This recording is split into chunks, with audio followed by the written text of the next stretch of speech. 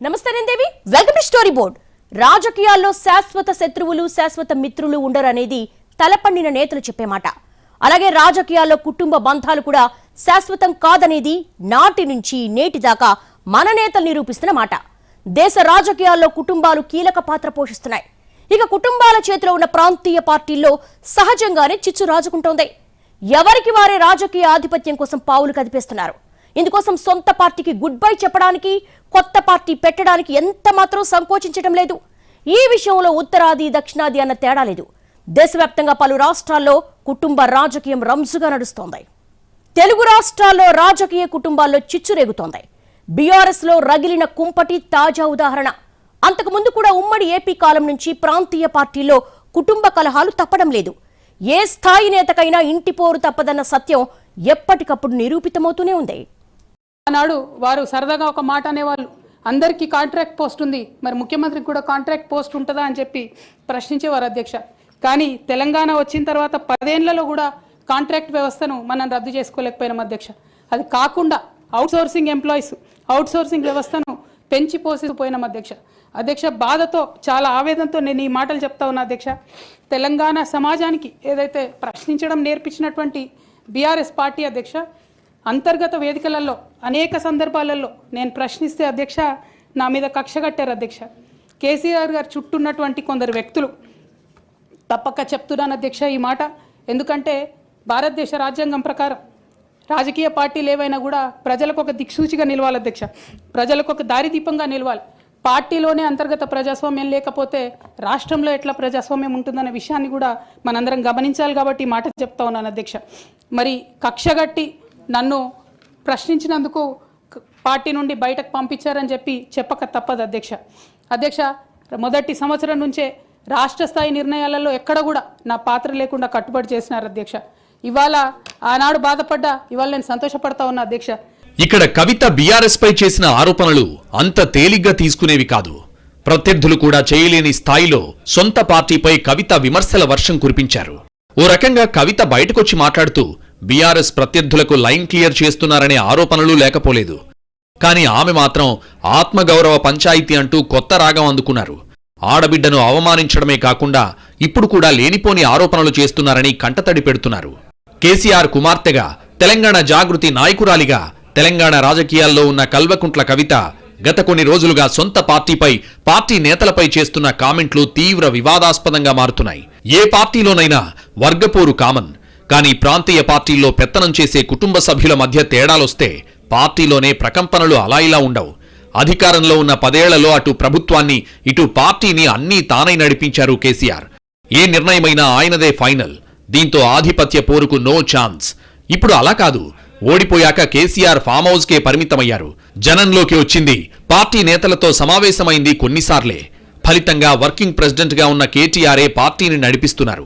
Jail నుంచి వచ్చాక కవిత active కావడంతో ఫ్యామిలీ పాలిటిక్స్ ఒక్కసారిగా భగ్గుమన్నాయి. డియర్ డాడీ అంటూ కేసీఆర్ కు లేఖాస్త్రాన్ని సంధించడం, అది లీక్ కావడంతో రచ్చ ముదిరింది. చివరికి ఆమెను పార్టీ నుంచి సస్పెండ్ చేశారు. తర్వాత ఆమె ఎమ్మెల్సీ పదవికి, పార్టీ ప్రాథమిక సభ్యత్వానికి రాజీనామా చేశారు. పార్టీ నుంచి వెళ్తూ ఆటంబాంబు లాంటి ఆరోపణలు జారవిడిచి పార్టీని ఇబ్బందుల్లోకి నెట్టారు. కవిత ఎపిసోడ్ కొన్నాళ్ల కిందటి షర్మిల ఎపిసోడ్ను తెలుగు ప్రజలకు గుర్తుకు తెస్తోంది.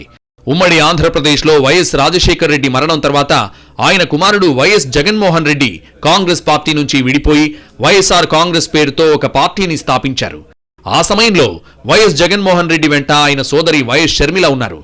అయితే ఆ తర్వాత తన సోదరుడు వైఎస్ జగన్మోహన్ రెడ్డితో విభేదించి వైసీపీ నుంచి బయటకొచ్చిన వైఎస్ షర్మిల వైఎస్ఆర్టీపీ పేరుతో తెలంగాణలో కొత్త పార్టీని స్థాపించారు. 4000 కిలోమీటర్లకు పైగా పాదయాత్ర చేసి 2023 తెలంగాణ అసెంబ్లీ ఎన్నికల ముందు సంచలనం సృష్టించారు. ఆ తర్వాత వైఎస్ఆర్టీపీని కాంగ్రెస్ పార్టీలో విలీనం చేశారు. ఇప్పుడు ఆంధ్రప్రదేశ్ కాంగ్రెస్ పార్టీ చీఫ్ గా వైఎస్ షర్మిల కొనసాగుతున్నారు. ఇంకొంచెం వెనక్కి వెళ్తే ఉమ్మడి ఏపీలో దివంగత నటుడు, ఆంధ్రప్రదేశ్ మాజీ ముఖ్యమంత్రి ఎన్టీఆర్ స్థాపించిన తెలుగుదేశం పార్టీలో కూడా కుటుంబ కలహాలు చోటు చేసుకున్నాయి. చివరకు అవి ముదిరి ఎన్టీఆర్ను పదవీచ్యుతుని చేశాయి. ఆ తర్వాత పార్టీ ఆయన అల్లుడు చంద్రబాబు చేతుల్లోకి వెళ్ళింది. ఎన్టీఆర్ను పదవీచ్యుతుని చేసే క్రమంలో కలిసే ఉన్న అల్లుడు చంద్రబాబు, కుమారుడు హరికృష్ణ మధ్య తర్వాత విభేదాలొచ్చాయి. పార్టీ గీత దాటారన్న కారణంతో ఎన్టీఆర్ కుమారుడు నందమూరి హరికృష్ణను టీడీపీ నుంచి సస్పెండ్ చేశారు. ఎన్టీఆర్ మరణం తర్వాత టీడీపీలో చోటు చేసుకున్న పరిణామాలు నారా చంద్రబాబు నాయుడు నాయకత్వాన్ని సవాల్ చేసిన హరికృష్ణ పార్టీ నుంచి బహిష్కరణకు గురయ్యారు. ఆ తర్వాత అన్నా తెలుగుదేశం పార్టీని స్థాపించిన హరికృష్ణ సక్సెస్ కాలేకపోయారు. దీంతో చివరికి తన పార్టీని టీడీపీలో హరికృష్ణ విలీనం చేశారు. అల్టిమేట్ గా ప్రాంతీయ పార్టీల్లో కుటుంబాల ఆధిపత్యం కుంపట్లకు దారితీస్తోందనడంలో సందేహం లేదు. మొదటి తరంలో పార్టీ వ్యవస్థాపకులు తమ నాయకత్వ లక్షణాలు చరిష్మాతో పార్టీలు పెడుతుంటే రెండో తరంలో వారసత్వ పోరాటాలు మొదలవుతున్నాయి. చాలా పార్టీల్లో వారసత్వ పార్టీలు రచ్చకు దారితీస్తున్నాయి. ప్రాంతీయ పార్టీల అధినేతలు వారసుల మధ్య తగువు తీర్చలేని దుస్థితి ఎదురవుతోంది.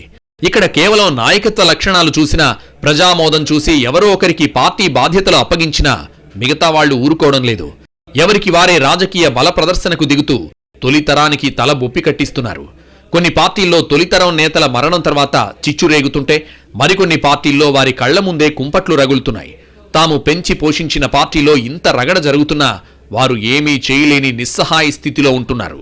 అదేమంటే కరవమంటే కప్పకు కోపం, విడవమంటే పాముకు కోపం అనే మాట గుర్తొస్తోందని వాపోతున్నారు. తెలుగు రాష్ట్రాల్లో కుటుంబ రాజకీయం మరీ చిత్రంగా ఉంటోంది. అంతా బాగున్నప్పుడు నేతలకు బలంగా మారుతున్న కుటుంబాలే పరిస్థితులు కలసి రానప్పుడు బలహీనతగా మారి కొంప ముంచుతోంది. కాకలు తీరిన ప్రత్యర్థుల రాజకీయాన్ని అవలీలగా ఎదుర్కోగలుగుతున్న సొంతింటి పోరును మాత్రం తీర్చలేక చేతులెత్తేయాల్సొస్తోంది. మొత్తం మీద కుటుంబ రాజకీయ కుంపట్లు కూడా ఉమ్మడి ఏపీ నుంచి 2 తెలుగు రాష్ట్రాలకు వారసత్వంగా వస్తున్నాయని సరిపెట్టుకోవాల్సొస్తోంది. దక్షిణాది రాష్ట్రాల్లో ప్రాంతీయ పార్టీలు, వాటిలో విభేదాలకు కొదవేలేదు. పొరుగు రాష్ట్రాలైన కర్ణాటక, తమిళనాడు, మహారాష్ట్రలోనూ పొలిటికల్ కుంపట్లు తప్పలేదు. కారణాలు ఏవైతేనేం అధికార దాహం ముందు కుటుంబ బంధాలు విచ్ఛిన్నమవుతున్నాయి అనేందుకు కాదనలేని వాస్తవం. కర్ణాటకలో మాజీ ప్రధాని దేవేగౌడ కూడా ఒకానొక సమయంలో తన కుమారుడు కుమారస్వామిపై బహిరంగంగానే ఆగ్రహం వ్యక్తం చేశారు. 2006లో జేడీఎస్, కాంగ్రెస్ సంకీర్ణ ప్రభుత్వం అధికారంలో ఉంది. సీఎంగా ధరమ్ సింగ్ కు దేవేగౌడ మద్దతు ప్రకటించారు. అయితే తండ్రి విధానాలను వ్యతిరేకించిన కుమారస్వామి రహస్యంగా ప్రతిపక్ష బీజేపీతో మంతనాలు జరిపారు. ఆ తర్వాత తన వర్గం ఎమ్మెల్యేలతో కలిసి రాజీనామా చేశారు. దీంతో ధరమ్ సింగ్ ప్రభుత్వం కుప్పకూలింది. ఆ తర్వాత బీజేపీతో పొత్తు పెట్టుకుని కుమారస్వామి సీఎం అయ్యారు. కొడుకు వ్యవహారం నచ్చని దేవేగౌడ కుమారస్వామి ప్రమాణ స్వీకారానికి హాజరు కాలేదు. కొన్నాళ్ల పాటు ఆయనతో మాట్లాడలేదు. అయితే బీజేపీ కుమారస్వామి బంధం ఎంతో కాలం నిలవలేదు. దీంతో ఆయన మళ్లీ తండ్రి గూటికి చేరుకున్నారు. అలాగే దేవేగౌడ మరో కుమారుడు రేవణ్ణతోనూ కుమారస్వామికి పొసగలేదు. చాలా కాలం అన్నదమ్ముళ్ల తగువు తీర్చలేక దేవేగౌడ సతమతమయ్యారు. చివరకు కుమారస్వామి వైపే మొగ్గడంతో రేవణ్ణ అయిష్టంగానే సర్దుకున్నారు. ఇప్పటికీ అప్పుడప్పుడు రేవణ్ణ కుమారస్వామికి తలనొప్పులు సృష్టిస్తూనే ఉన్నారు. మహారాష్ట్రలో ఎన్సీపీలోనూ కుటుంబ పోరు రచ్చకెక్కింది. రాజకీయ కురువృద్ధుడు, మహారాష్ట్ర మాజీ ముఖ్యమంత్రి, కేంద్ర మాజీ మంత్రి శరద్ పవార్ స్థాపించిన ఎన్సీపీలో కీలక నేతగా ఉన్న ఆయన సోదరుడి కుమారుడు అజిత్ పవార్ ఏకంగా పార్టీనే చీల్చారు. 2023 జులైలో ఎన్సీపీని చీల్చిన అజిత్ పవార్ తన వర్గం ఎమ్మెల్యేలతో కలిసి షిండే శివసేన, బీజేపీ నేతృత్వంలోని మహారాష్ట్ర ప్రభుత్వానికి మద్దతు ప్రకటించి ఉప ముఖ్యమంత్రి అయ్యారు. ఆ తర్వాత 2024 ఎన్నికల్లో షిండే శివసేన, బీజేపీ, అజిత్ పవార్ ఎన్సీపీ కలిసి పోటీ చేసి అధికారాన్ని దక్కించుకున్నాయి. శరద్ పవార్ కూతురు సుప్రియా సూలే రాజకీయ అరంగేట్రంలో ఇచ్చిన హామీకి విరుద్ధంగా ప్రవర్తించడం తనకు మనస్తాపం కలిగించిందని అజిత్ పవార్ చెప్పారు. కానీ అజిత్ దురుద్దేశంతోనే పార్టీని చీల్చారని శరద్ పవార్ అభిప్రాయపడ్డారు. ఇటీవలే మహారాష్ట్ర మున్సిపల్ ఎన్నికల కోసం బాబాయ్ అబ్బాయి కలిసినా ఎప్పుడు ఏమవుతుందో చెప్పలేమంటున్నారు రాజకీయ విశ్లేషకులు. అదే రాష్ట్రంలో బాల్ ఠాక్రే స్థాపించిన శివసేన పార్టీ నుంచి ఆయన సోదరుడి కుమారుడు రాజ్ ఠాక్రే సస్పెన్షన్ వేటుకు గురయ్యారు. బాల్ ఠాక్రే తమ్ముడు శ్రీకాంత్ ఠాక్రే కుమారుడైన రాజ్ ఠాక్రే మొదట్లో బాల్ ఠాక్రేతో కలిసి మరాఠా గడ్డపై రాజకీయ వ్యవహారాలను చూసుకునేవారు. ఒకానొక సమయంలో బాల్ ఠాక్రే వారసుడు ఆయన కుమారుడు ఉద్ధవ్ ఠాక్రే కాకుండా రాజ్ ఠాక్రేనే అనే ప్రచారం జరిగింది. అయితే ఉద్ధవ్ ఠాక్రే ఎంట్రీతో రాజ్ ఠాక్రేకు దారులు మూసుకుపోయాయి. ఈ క్రమంలోనే రాజ్ ఠాక్రే పార్టీపైనే అసమ్మతి గళం విప్పడంతో ఆయన్ను పార్టీ నుంచి బాల్ ఠాక్రే బయటకు పంపించారు. దీంతో ఆ తర్వాత రాజ్ ఠాక్రే మహారాష్ట్ర నవనిర్మాణ సేవా సమితి పేరుతో ఒక కొత్త పార్టీని స్థాపించారు. అయితే ఇటీవల ఉద్ధవ్ ఠాక్రే, రాజ్ ఠాక్రే ఒకే వేదికపై కనిపించడం మహారాష్ట్ర రాజకీయాల్లో కీలక పరిణామంగా మారింది. ప్రస్తుతం తమిళనాడులో అధికారంలో ఉన్న డీఎంకే పార్టీలోనూ కూడా కుటుంబ పోరు సాగింది. దివంగత నేత, తమిళనాడు మాజీ ముఖ్యమంత్రి కరుణానిధి కుమారుల మధ్య రాజకీయ వారసత్వం విషయంలో వివాదం తలెత్తింది. కరుణానిధి ఉన్న సమయంలోనే ఆయన పెద్ద కుమారుడు ఎంకే అళగిరి పార్టీ వ్యతిరేక కార్యకలాపాలకు పాల్పడడంతో డీఎంకే నుంచి బహిష్కరణ వేటు వేశారు. ఆ తర్వాత కరుణానిధి రాజకీయ వారసుడిగా ఎంకే స్టాలిన్ పార్టీని నడిపించి 2021 తమిళనాడు అసెంబ్లీ ఎన్నికల్లో పార్టీని విజయ తీరాలకు చేర్చారు. రాజకీయాల్లో తమ్ముడైనా తనయుడైనా అడ్డు అడ్డే అన్నాడు కరుణానిధి పెద్ద కొడుకు అళగిరి. అప్పట్లో కరుణానిధి రిటైర్మెంట్కు సమయం దగ్గర పడిన టైంలో తన వారసుడు చిన్న కొడుకు స్టాలినేనని ప్రకటించాడు. అయితే వారసత్వం కోసం తమ్ముడితో దశాబ్ద కాలంగా తగువులాడిన అన్న అళగిరికి ఈ ప్రకటనతో మండిపోయింది. తానుండగా చిన్న కొడుకును ఎలా వారసుడిగా ప్రకటిస్తారని రెచ్చిపోయాడు. తమ్ముడు స్టాలిన్తో అళగిరి రాజకీయ పోరాటం చాలా ఏళ్లుగా సాగింది. చిన్న కొడుకుపైనే తండ్రి ఎక్కువ ప్రేమ చూపించడాన్ని అళగిరి మొదట్నుంచి వ్యతిరేకిస్తూ వచ్చాడు. తండ్రి తర్వాత అయితే గీతే తానే పార్టీ అధినేత కావాలని చాలా కాలం కలలుగన్నాడు. తమ్ముడిపై ఉన్న కోపాన్ని అళగిరి ఎప్పుడూ దాచుకోలేదు కూడా. సందర్భం వచ్చినప్పుడల్లా పార్టీలో తమ్ముడి ఆధిపత్యాన్ని వ్యతిరేకిస్తూ వచ్చాడు. దీనికి తోడు తమ్ముడి వర్గానికి సమాంతరంగా పార్టీలో తనకంటూ ఓ వర్గాన్ని పెంచి పోషిస్తూ వచ్చాడు. తమిళనాడులోని దక్షిణ ప్రాంతంలో అళగిరికి ఎక్కువ పట్టుంటే ఉత్తర తమిళనాడులో స్టాలిన్కు మద్దతుదారులెక్కువ. మదురై ప్రాంతం అళగిరిదైతే చెన్నై చుట్టుపక్కల జిల్లాలు స్టాలిన్ శాసించారు. మొదట్నుంచి తండ్రికి రాజకీయ వ్యవహారాల్లో చేదోడువాదోడుగా ఉన్న స్టాలిన్ పార్టీపై మంచి పట్టే సంపాదించాడు. డిఎంకే యువజన విభాగం అధ్యక్ష పదవి నుంచి డిప్యూటీ సీఎం వరకు ఎదిగారు. తండ్రి మరణించిన తర్వాత పార్టీని అన్నీ తానే నడిపించి ముఖ్యమంత్రి అయ్యాడు. అన్నతో అభిప్రాయ భేదాలున్నప్పటికీ తండ్రి మద్దతు ఉండడంతో పెద్దగా పోరాడాల్సిన అవసరం రాలేదు. స్టాలిన్ సీఎం అయ్యాక అళగిరి కొంత తగ్గాడు. మొన్న ఇద్దరూ కలిసి ఒక కార్యక్రమంలో పలకరించుకున్నారు. కానీ నివురుగప్పిన నిప్పులా అళగిరి ఇంకా రగులుతూనే ఉన్నారని డిఎంకేలో ఇప్పటికీ చర్చ జరుగుతోంది. చివరకు సోదరి కనిమొళి కూడా ఆధిపత్య పోరులో స్టాలిన్ వైపే మొగ్గు చూపారు. ప్రాంతీయ పార్టీలు స్థాపించిన రాజకీయ కుటుంబాలు ఏ సిద్ధాంతం చెప్పినా, ఏ ఆశయం కోసం వచ్చామన్నా అల్టిమేట్ గా అధికారం కోసం అర్రులు చాస్తాయని చెప్పడానికి చాలా ఉదాహరణలున్నాయి. పైగా తరం మారాక విలువలు తగ్గిపోయి కేవలం స్వార్థానికే పెద్దపీట దక్కుతోంది. దీంతో ప్రజలకు ఏమివ్వాలనే ఆలోచన పక్కకెళ్లిపోయి మనమేం తీసుకోవాలనే పేరాశ మొగ్గతొడుగుతోంది. ఒక్కసారి కుటుంబం కంటే అధికారమే ముఖ్యమనే భావన వచ్చాక ఇక అన్న, అక్క, నాన్న అనే బంధాలు వేటికి పెద్దగా ప్రాధాన్యత దక్కడం లేదు. పైగా ఏం చేసినా పవర్ కోసమే కదా అనే రాజకీయ గీతారహస్యాన్ని నేతలు బాగా వంటబట్టించుకుంటున్నారు. ఉత్తరాదిని కూడా రాజకీయ కుటుంబాల్లో గొడవలున్నాయి. గాంధీ కుటుంబం దగ్గర నుంచి అనుప్రియ పటేల్ ఫ్యామిలీ దాకా అక్కడ విభేదాలు తలెత్తాయి. ఇక యూపీలో ములాయం, బీహార్లో లాలు కుటుంబ గొడవలు దేశవ్యాప్తంగా అందరి దృష్టిని ఆకర్షించాయి. దివంగత ప్రధానమంత్రి ఇందిరాగాంధీ కుమారుడు సంజయ్ గాంధీ సతీమణి మేనకా గాంధీ గతంలో కాంగ్రెస్ పార్టీ నుంచి బహిష్కరణకు గురయ్యారు. సంజయ్ గాంధీ మరణం తర్వాత కాంగ్రెస్ పార్టీలో చేరిన మేనకా గాంధీని 1982లో ఇందిరాగాంధీతో విభేదాల కారణంగా బహిష్కరించారు. సంజయ్ గాంధీ వారసురాలిగా రాజకీయాల్లోకి రావాలనుకున్న మేనకా గాంధీ ఆశయాలు ఇందిరాగాంధీ ఆలోచనలకు సరిపోలేదు. ఇక అప్పటికే తన పెద్ద కుమారుడు రాజీవ్ గాంధీని రాజకీయ వారసుడిగా తీర్చిదిద్దే పనిలో ఇందిరాగాంధీ ఉన్నారు. ఈ క్రమంలోనే పార్టీలోని తన మద్దతుదారులతో కలిసి 1982లో ఉత్తరప్రదేశ్ రాజధాని లక్నోలో సంజయ్ విచార్ మంచ్ పేరుతో ఒక కార్యక్రమాన్ని మేనకా గాంధీ సొంతంగా ఏర్పాటు చేయడం సంచలనం రేపింది. ఇది కాంగ్రెస్ పార్టీలో అసమ్మతిని ప్రోత్సహించే చర్యగా భావించిన ఇందిరాగాంధీ మేనకా గాంధీని పార్టీ నుంచి బహిష్కరించారు. అనంతరం మేనకా జనతాదళ్ పార్టీలో చేరి ఎంపీగా గెలిచారు. ఆ తర్వాత బీజేపీలో చేరిన మేనకా గాంధీ కేంద్ర మంత్రిగా కూడా పనిచేశారు. ఆమె కుమారుడు వరుణ్ గాంధీ కూడా బీజేపీ తరపున ఎంపీగా ఉన్నారు. ఇన్నేళ్లైన తర్వాత కూడా సోనియా కానీ రాహుల్ కానీ మేనకా, వరుణ్ను దగ్గరకు తీసే ప్రయత్నం చేయడం లేదు. వారు కూడా కాంగ్రెస్లోకి రావడానికి పెద్దగా ఆసక్తి చూపడం లేదు.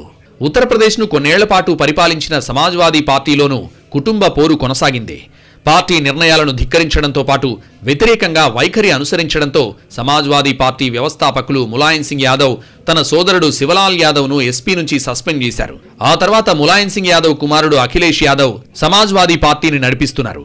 ప్రస్తుతం అఖిలేష్ యాదవ్, ఆయన సతీమణి డింపుల్ యాదవ్ లోక్సభ ఎంపీలుగా ఉన్నారు. ఇప్పటికీ బాబాయ్ అబ్బాయి మధ్య సయోధ్య కుదరలేదు.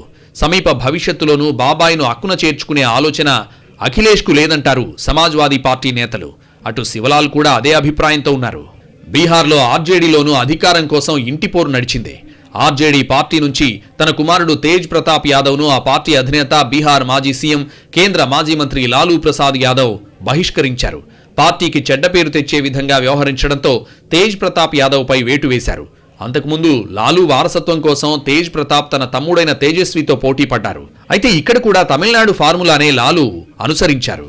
పెద్ద కొడుకుని కాదని చిన్న కొడుకైన తేజస్వి వైపు మొగ్గారు. తేజ్ ప్రతాప్తో పోలిస్తే తేజస్వి అన్ని రకాల అర్హుడని లాలూ మాత్రమే కాకుండా ఆర్జేడీ నేతలు కూడా అభిప్రాయపడ్డారు. అయితే ఈ పోకడ నచ్చని తేజ్ ప్రతాప్ కొన్నాళ్లు రెబల్గా వ్యవహరించారు. తర్వాత తన బలం తెలుసుకుని తండ్రి చెంతకు చేరిన తమ్ముడితో మాత్రం సర్దుకుపోలేకపోయారు. పైగా తేజస్విపై విపరీతమైన అసూయతో రగిలిపోయారు. ఈ కారణంతోనే తేజస్వి ఇమేజ్ డ్యామేజ్ చేసే ప్రయత్నం చేయడంతో లాలు ఇక తప్పని స్థితిలో తేజ్ ప్రతాప్ను పార్టీ నుంచి బహిష్కరించారు. అదే రాష్ట్రంలో అబ్బాయిపై బాబాయ్ తిరుగుబాటు లోక్ జనశక్తి పార్టీలో చీలికకు దారితీసింది. దళిత దిగ్గజం రామ్ విలాస్ తనయుడు చిరాగ్ పాస్వాన్ను ఒంటరిని చేసింది. నిజానికి రామ్ విలాస్ మరణించిన కొద్ది రోజులకే చిరాగ్, ఆయన చిన్నాన్న పశుపతి కుమార్ పరాస్ మధ్య విభేదాలు తలెత్తాయి. ఇటీవల లోక్సభ ఎన్నికల్లో 100% ఫలితాలు సాధించడం ద్వారా అందరి దృష్టిని తన వైపుకు తిప్పుకున్నారు. ఉత్తరప్రదేశ్ రాజకీయాల్లో కీలక పార్టీల్లో ఒకటైన అప్నాదళ్లో ఏకంగా తల్లి కూతుళ్ల వైరం పతాక శీర్షికలెక్కింది. యూపీ ఎన్నికల కోణంలో అనుప్రియా పటేల్కు మంత్రి పదవి దక్కుతోందనే భావన ఉన్నా ఆమె వెనుక రాజకీయ చరిత్ర చాలానే ఉంది. రాజకీయంగా అనుప్రియ ఇంటిపోరును ఎదుర్కొంటున్నారు. యూపీలో బీజేపీకి మిత్రపక్షంగా ఉన్న అప్నాదళ్ అధ్యక్షురాలు కృష్ణా పటేల్ కూతురే అనుప్రియా పటేల్. కేంద్ర మంత్రివర్గంలో అనుప్రియ చేరడం ఆమె తల్లికి ఏమాత్రం ఇష్టం లేదు. పార్టీ వ్యతిరేక కార్యకలాపాలకు పాల్పడుతున్నారన్న పేరుతో తన కూతుర్ని పార్టీ నుంచి బహిష్కరించారు కృష్ణా పటేల్. నిజానికి 2009 నుంచి తల్లి కూతుళ్ల మధ్య వార్ నడుస్తోంది. అప్నాదళ్ వ్యవస్థాపకుడు అనుప్రియ తండ్రి సోనేవాల్ మరణించడంతో రాజకీయ వారసత్వం విషయంలో తల్లి కూతుళ్ల మధ్య యుద్ధం నడుస్తోంది. 2012 యూపీ ఎన్నికల్లోనే తొలిసారిగా అనుప్రియ పటేల్ రాజకీయాల్లోకి ప్రవేశించారు. 2 ఏళ్ల తర్వాత లోక్సభకు ఎన్నికయ్యారు. మంచి వక్తగా అనుప్రియకు పేరుంది. కుర్మి కులానికి చెందిన మహిళ కావడం, యూపీలో ఆ కులం రాజకీయంగా కీలకంగా కావడంతో బీజేపీ అనుప్రియకు మంత్రి పదవి కట్టబెట్టింది. ఈ పరిణామం తల్లికి ఏమాత్రం నచ్చలేదు. తల్లి కూతుళ్ల మధ్య పార్టీ పగ్గాల గొడవే కాదు, తండ్రి ఆస్తులపైన పరస్పరం దూషించుకున్నారు. అనుప్రియ పటేల్ బీజేపీతో కలిసి సాగుతుంటే ఆమె తల్లి మాత్రం ప్రత్యర్థి పక్షాలతో కత్తులు దూస్తున్నారు. మరో కూతురు పల్లవి పటేల్ కూడా అమ్మ చెంతన చేరి సోదరిపై గొడవపడ్డారు. 2024లో మీర్జాపూర్ ఎన్నికల్లో సిస్టర్ వర్సెస్ సిస్టర్ కాంటెస్ట్ దేశం దృష్టిని ఆకర్షించింది. ఎన్నికల ప్రచారంలో పరస్పరం అవినీతి ఆరోపణలు చేసుకున్నారు. తండ్రి నుంచి సంక్రమించిన ఆస్తులపై బహిరంగంగా దూషించుకున్నారు. ఇలా తల్లి సోదరితో ఇప్పటికీ పోరాడుతున్నారు అనుప్రియ పటేల్. అయితే సొంత నియోజకవర్గంలో రాజకీయ ఆధిపత్యాన్ని నిలబెట్టుకున్న అనుప్రియ పటేల్ కుటుంబ ప్రత్యర్థుల కంటే తానే మెరుగని బీజేపీ దగ్గర బాగానే మార్కులు కొట్టేశారు. ఇలా చెప్పుకుంటూ పోతే భారతదేశ రాజకీయ చరిత్రలో ఎన్నో కుటుంబ రాజకీయ చిత్ర విచిత్రాలు, వారసత్వం కోసం గొడవలు సర్వసాధారణంగా మారాయి. ఒకవేళ ఒకే పార్టీని అంటిపెట్టుకుని ఉన్నా పదవులు ప్రాధాన్యత కోసం గొడవపడిన సందర్భాలున్నాయి. ఇలా ఏ రాజకీయ కుటుంబ చరిత్ర చూసినా ఏమున్నది గర్వకారణంగా పరిస్థితి మారిపోయింది. ఏతవాత రాజకీయ కుటుంబాల్లో రక్త సంబంధాలు ఉన్నా తెగిపోయినా దానికి కూడా అంతిమ కారణం రాజకీయం కావడం నడుస్తున్న కలియుగ మహాభారతానికి పరాకాష్టానే చెప్పాలి.